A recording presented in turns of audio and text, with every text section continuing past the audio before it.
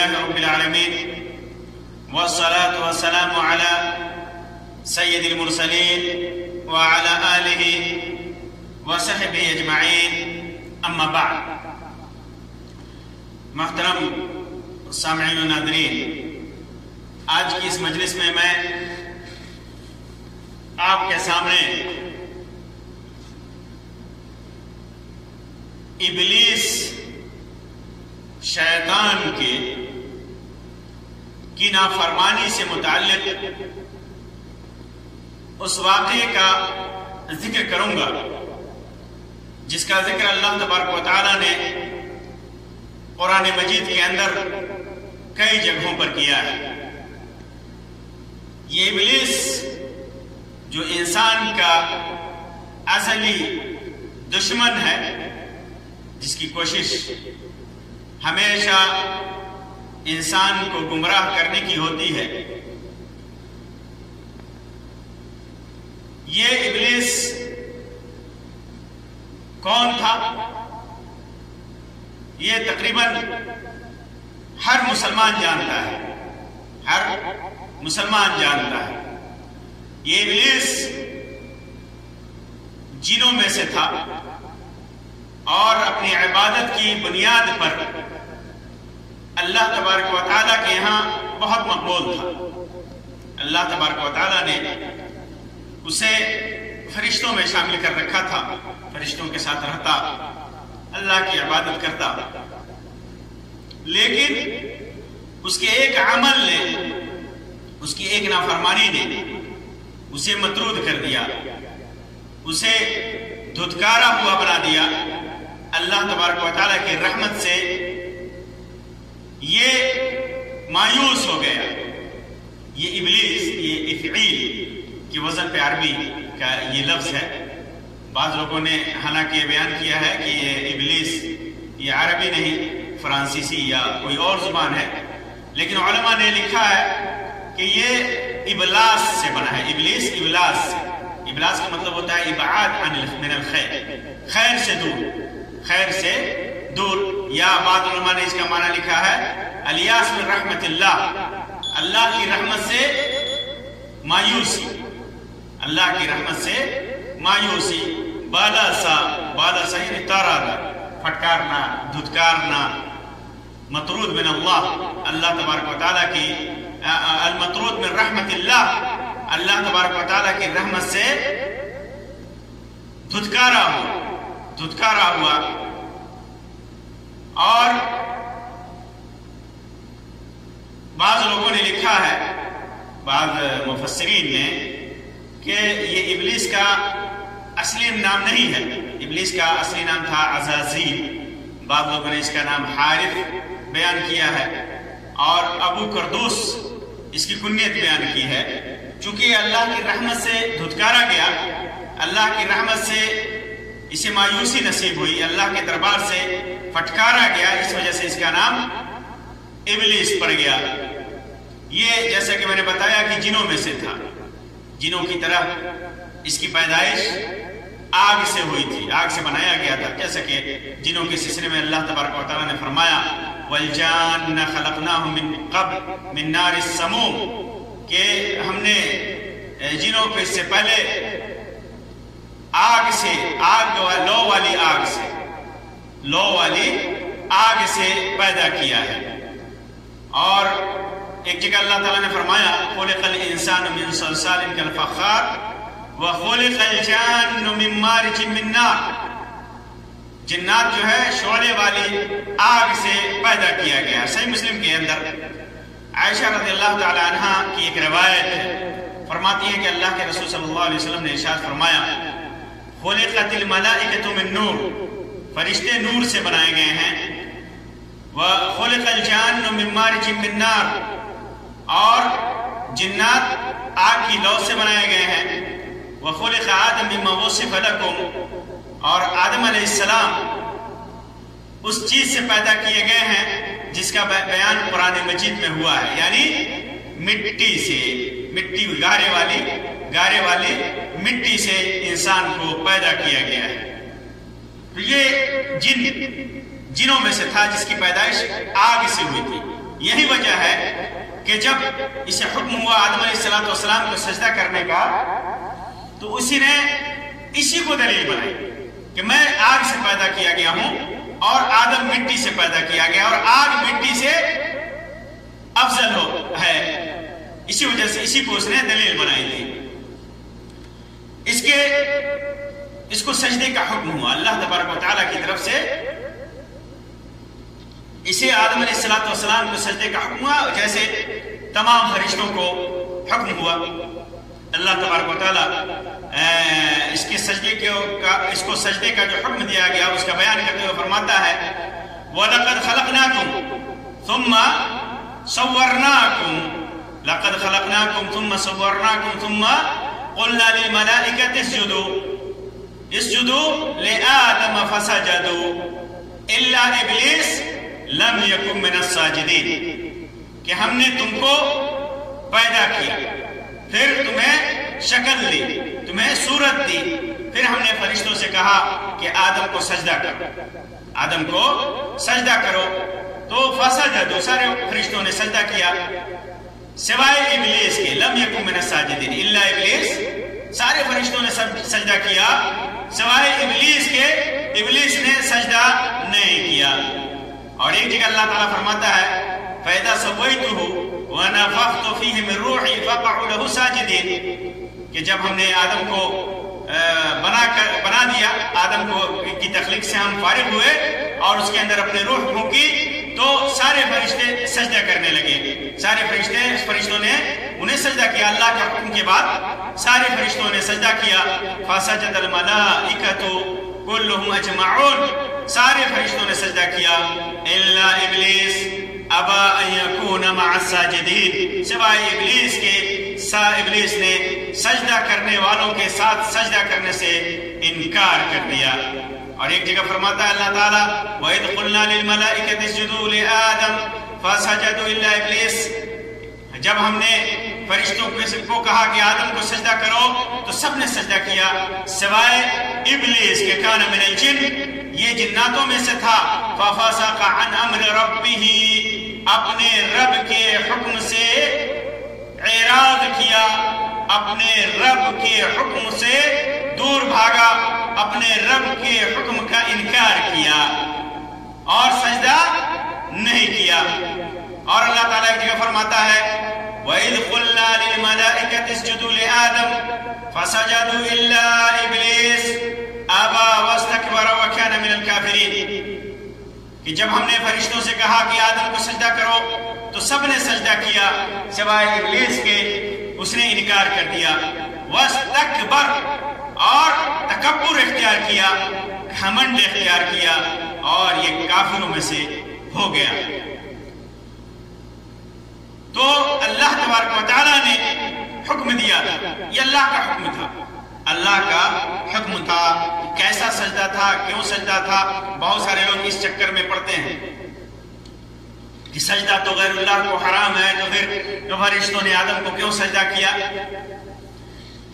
اللہ تبارک و تعالیٰ نے غیر اللہ کو سجدہ کرنے سے منع فرمایا، اسی اللہ نے فرشتوں کو آدم کو سجدہ کرنے کا حکم دیا، تو یہ سوال ہی بیکار ہے، یہ سوال ہی بیکار ہے کہ جب غیر اللہ کو سجدہ کرنا حرام ہے تو فرشتوں نے آدم کو کیوں سجدہ کیا؟ سجدہ اس لیے کیا کہ اللہ کا حکم ہے، اللہ کا حکم جو ہوگا یہ سب سے اہم ہے، کیوں، کیسے، چوں چرا، اس کا کوئی سوال ہی نہیں پیدا ہوتا۔ بعض لوگوں نے بیان کرنے کی کوشش کی کہ سجدہ تعظیمی تھی اور سجدہ یہ تھا، یہ سب بعد کی باتیں، یہ سب بعد کی باتیں، اصل چیز ہے کہ اللہ کا حکم تھا۔ جس اللہ نے آدم علیہ السلام کو سجدہ کرنے کے لیے فرشتوں کو حکم دیا، اسی اللہ نے غیر اللہ کو سجدہ کرنے سے منع فرمایا اور اسے شرک اور سب سے بڑا گناہ قرار دیا۔ تو یہ اللہ تبارک و تعالیٰ کا حکم تھا۔ پھر اس کے بعد جب سارے فرشتوں نے سجدہ کر لیا اور ابلیس نے سجدہ نہیں کیا تو اللہ تبارک و تعالیٰ نے اسے سبب پوچھا ابلیس سے سجدہ نہ کرنے کی وجہ پوچھی، سجدہ نہ کرنے کی وجہ پوچھی، حالانکہ اللہ تبارک و تعالی ہر چیز سے باخبر ہے۔ اللہ تبارک و تعالی جو ہر چیز سے باخبر ہے، اللہ تعالی جانتا تھا کہ یہ ابلیس سجدہ نہیں کرے گا۔ اللہ تبارک و تعالی یہ جانتا تھا کہ ابلیس نے سجدہ نہیں کیا ہے اور کیوں نہیں کیا ہے۔ اس کے باوجود اللہ تبارک و تعالی نے ابلیس سے پوچھا کہ بتاؤ تو نے سجدہ کیوں نہیں کیا۔ یہ حجت قائم کرنے کے لیے، یہ حجت قائم کرنے کے لیے انسان جانتا ہے، انسان بھی کسی کے بارے میں جانتا ہے کہ اس نے یہ کیوں یہ کام نہیں کیا، لیکن پھر بھی پوچھتا ہے کہ کیوں نہیں کیا یا کیوں کیا، تاکہ حجت قائم ہو، دلیل قائم ہو، گواہی ملے، معاملہ مضبوط ہو۔ اسی وجہ سے اللہ تبارک و تعالیٰ نے، تاکہ ابلیس کو کہنے کا موقع نہ ملے کہ ہم سے نہیں پوچھا گیا، اللہ تبارک و تعالیٰ نے پوچھا جو ہر چیز سے باخبر ہے کہ بتا تو نے آدم کو سجدہ کیوں نہیں کیا، اور پوچھا قال ما منعك الا تسجد اذ امرتك، اے ابلیس جب میں نے تجھے حکم دیا تھا آدم علیہ السلام کو سجدہ کرنے کے لیے تو کس چیز نے تجھے روکا، کس چیز نے تجھے روکا کہ تم آدم کو سجدہ نہ کرو۔ اور ایک جگہ اللہ تعالیٰ نے فرمایا یا ابلیس ما لک الا تکون مع الساجدین، اے ابلیس کیا ہوا تجھے کہ تو نے سجدہ کرنے والوں کے ساتھ سجدہ نہیں کیا۔ اور ایک جگہ فرمایا یا ابلیس ما منعک ان تسجد لما خلقت بیدی، اے ابلیس کس چیز نے تجھے اس کو سجدہ کرنے سے منع کر دیا جسے میں نے اپنے ہاتھوں سے پیدا کیا۔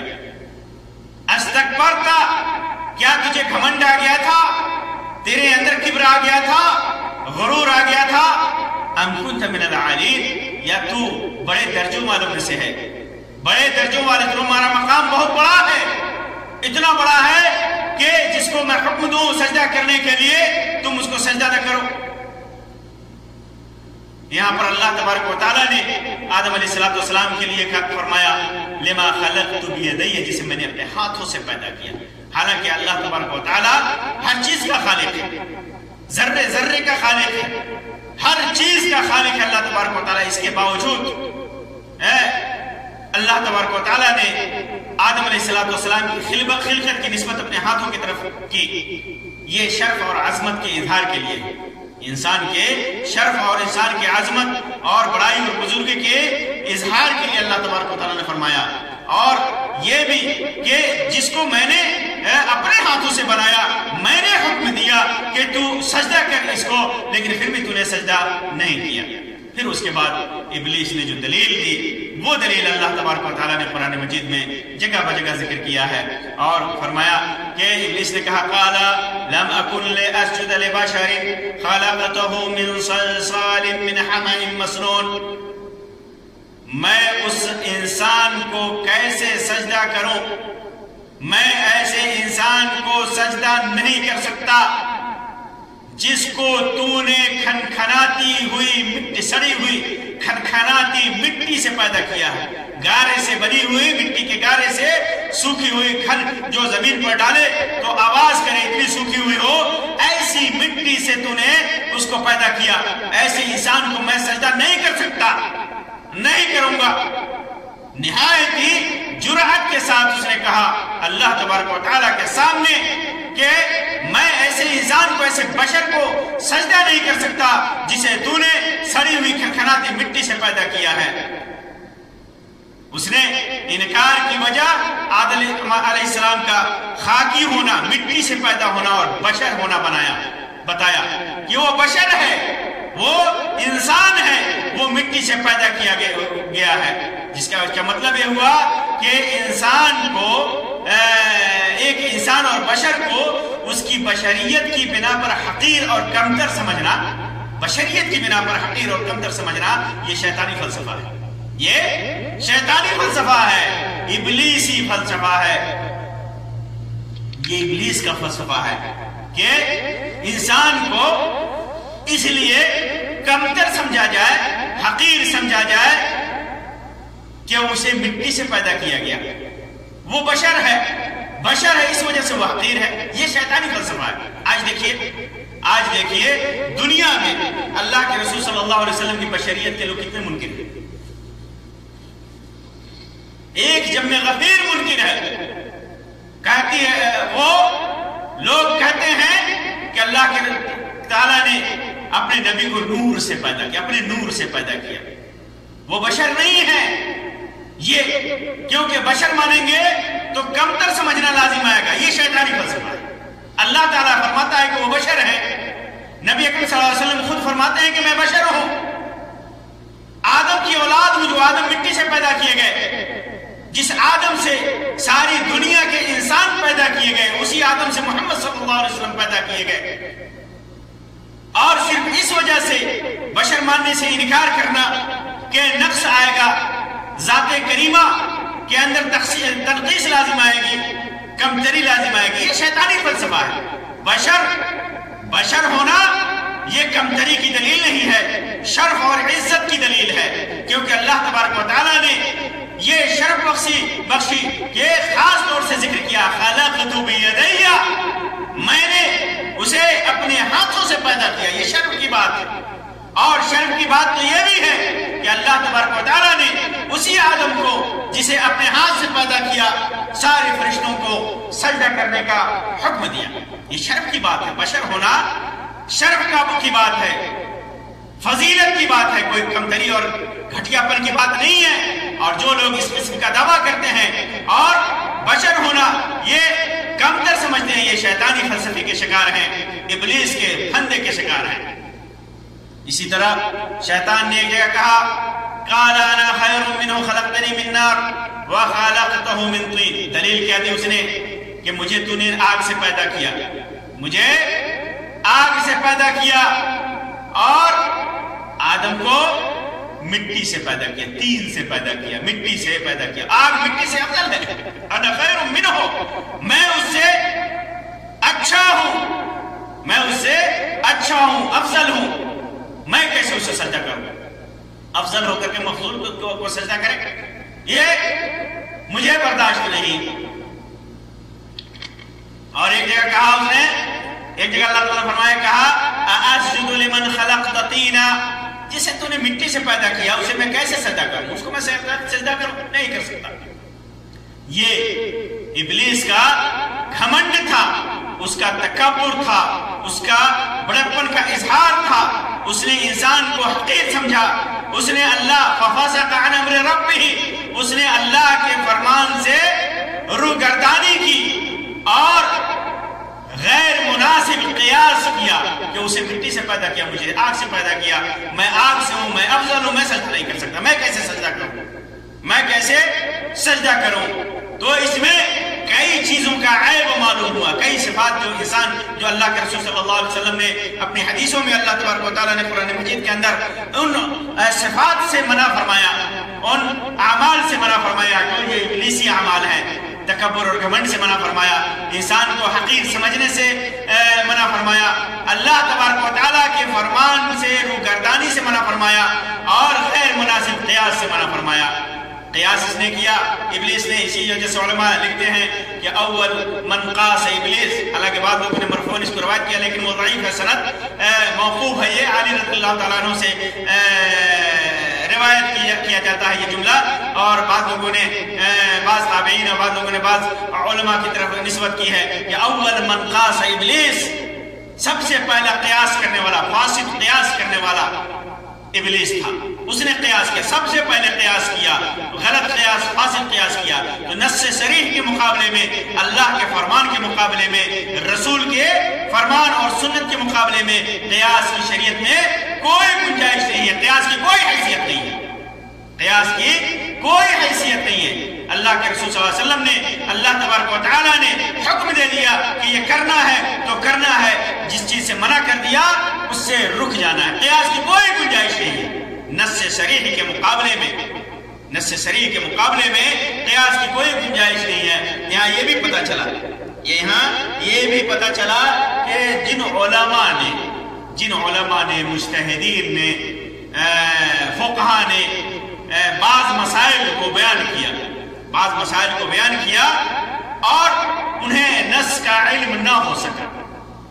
انسان ہے، عالم دین ہے، خطا بھی کر سکتے ہیں، انہیں نص کا علم نہ ہو سکا، کسی حدیث کا علم نہ ہو سکا، صحیح سند سے انہوں نے فتویٰ دے دیا، بعد میں اپنے قیاس کی بنیاد پر، اپنے اجتہاد کی بنیاد پر فتویٰ دے دیا. بعد میں یا تو انہیں خود نص صریح کا علم ہو گیا تو انہوں نے رجوع کر لیا، جیسا کہ اس سلسلے میں خاص طور سے امام مالک، امام احمد بن حنبل، امام ابو حنیفہ، امام شافعی رحمہ اللہ کا قول موجود ہے کہ میں نے کوئی فتویٰ دیا اور اس کے بعد نص صریح مل جائے تو میرے فتوے کو چھوڑ دینا. ٹھیک یہ قاعدہ چونکہ انہوں نے بھی چھوڑا، نص صریح ملنے کے بعد انہوں نے اپنے فتوے سے رجوع کر لیا، اپنے اجتہاد سے رجوع کر لیا. آپ دیکھیں گے امام شافعی رحمۃ اللہ علیہ کے سلسلے میں اکثر فتاوے جب ان کے ذکر کیے جاتے ہیں، ان کے آراء، ان کے فقہ کو ذکر کیا جاتا ہے تو قول قدیم اور قول جدید ذکر کیا جاتا ہے. یعنی پہلے امام شافعی نے اپنے اجتہاد کی بنیاد پر فتویٰ دیا، قیاس کی بنیاد پر فتویٰ دیا، لیکن جب حقیقت کا علم ہوا، نص کا علم ہوا تو اس فتوے سے رجوع کر لیا. اسی طرح سارے ائمہ نے کیا اور اس کا حکم دیا. تو ہمارے اوپر یہ واجب ہے، یہ لازم ہے کہ ائمہ نے جو فتاوے اور جو اجتہادات ہمارے سامنے پیش کیے ہیں قیاس کی بنیاد پر اور اجتہاد کی بنیاد پر، ہمیں بعد میں اگر نص صریح کا علم ہو جائے، صحیح حدیث کا علم ہو جائے، صحیح سنت کا علم ہو جائے جو صحیح سند سے ثابت ہے تو ہمارے اوپر واجب ہو جاتا ہے، لازم ہو جاتا ہے کہ ہم اس پر عمل کریں اور ائمہ کے اجتہادات کو چھوڑ دیں، کیونکہ ائمہ غلط نہیں تھے، ائمہ کو ثواب ملے گا ان کے اجتہاد کی بنیاد پر، وہ صحیح تھے، لیکن ان کے ان اجتہادات کو چھوڑنا ہمارے اوپر واجب ہے، ہمارے اوپر لازم ہے. جو انہوں نے اپنی رائے کی بنیاد پر دیا تھا، قیاس کی بنیاد پر دیا تھا، لیکن بعد میں نص صریح ہمارے سامنے ہے، نص صریح ہمارے سامنے ہے. اگر ہم ایسا نہیں کرتے ہیں، اپنے من کی سنتے ہیں، اپنے بنائے ہوئے اصول اور قاعدے کے مطابق چلتے ہیں، غیر مناسب قیاس کرتے ہیں تو یہ شیطانی صفت ہے، یہ شیطانی فلسفہ ہے، یہ شیطانی صفت ہے. یہ غیر مناسب قیاس نص صریح کے موجود میں شریعت کا حکم ہے، سنت کا حکم ہے، صحیح حدیث ہے، صحیح سنت ہے، تو پھر کسی بھی عالم دین، کسی بھی امام، کسی بھی مجتہد کے قول کی اس کے سامنے کوئی حیثیت نہیں ہے. ہمارے اوپر چھوڑنا لازم ہے اور یہی ایک مسلمان کا شیوا ہونا چاہیے.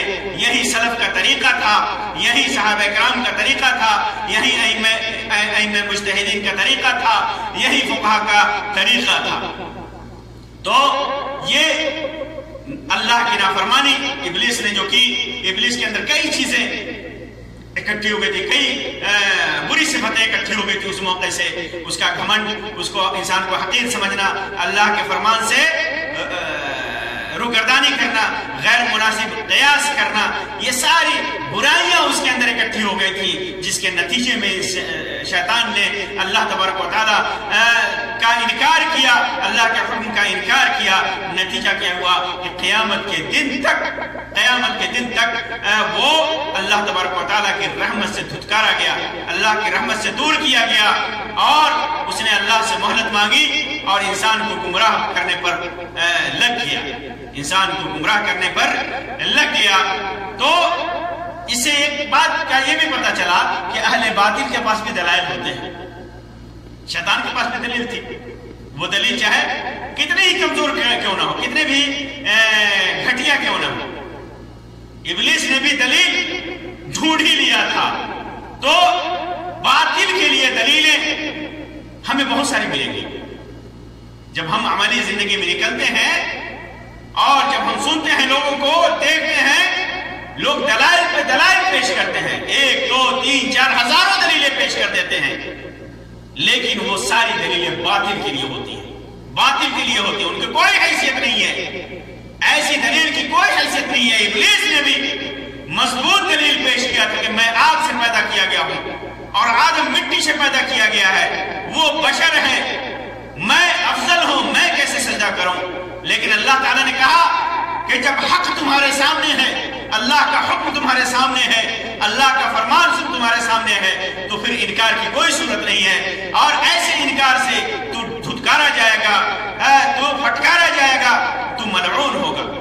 تو باطل کے لیے لوگ باطل کے لیے بڑی دلیلیں ہوتی ہیں، لوگ بیان کرتے ہیں، لیکن واضح رہے کہ دلیل وہی بنتی ہے جو قرآن و سنت سے ہے۔ جو جن چیزوں کو اللہ تبارک و تعالیٰ نے پیش کیا، اس کے رسول نے پیش کیا، جن دلائل کو صحابہ کرام نے سمجھا، وہی ہمارے سامنے اہم ہیں، وہی دلیلیں صحیح ہیں، اور باقی دلیلیں جو باطل کے لیے ہم لاتے ہیں، جو باطل کے لیے دلیلیں لائی جاتی ہیں، وہ سب کے سب بیکار ہیں، ہیچ ہیں، اور سبب معصیت ہیں، سبب گناہ ہے، اللہ تبارک و تعالیٰ کی ناراضگی کا سبب ہے۔ اللہ تبارک و تعالیٰ سے دعا ہے کہ اللہ تبارک و تعالیٰ ہمیں ہر قسم کی ابلیسی اور شیطانی صفات سے اپنے حفظ و امان میں رکھے۔ اللہ تبارک و تعالیٰ ہر اس صفت سے جو ہمیں گمراہ کرنے والے ہوں، ہر اس عمل سے، ہر اس قول سے، ہر اس فعل سے جو ہمیں ہماری گمراہی کا سبب بنے، اللہ تبارک و تعالیٰ ہمیں بچائے۔ اللہ تبارک و تعالیٰ ہمیں قرآن و سنت پر، صحیح سنت پر اور قرآن کے احکام پر چلنے کی توفیق عطا فرمائے۔ آمین یا رب العالمین، وآخر دعوانا الحمد للہ رب العالمین، وصلی اللہ علی خیر خلقہ وسلم، والسلام علیکم ورحمۃ اللہ وبرکاتہ۔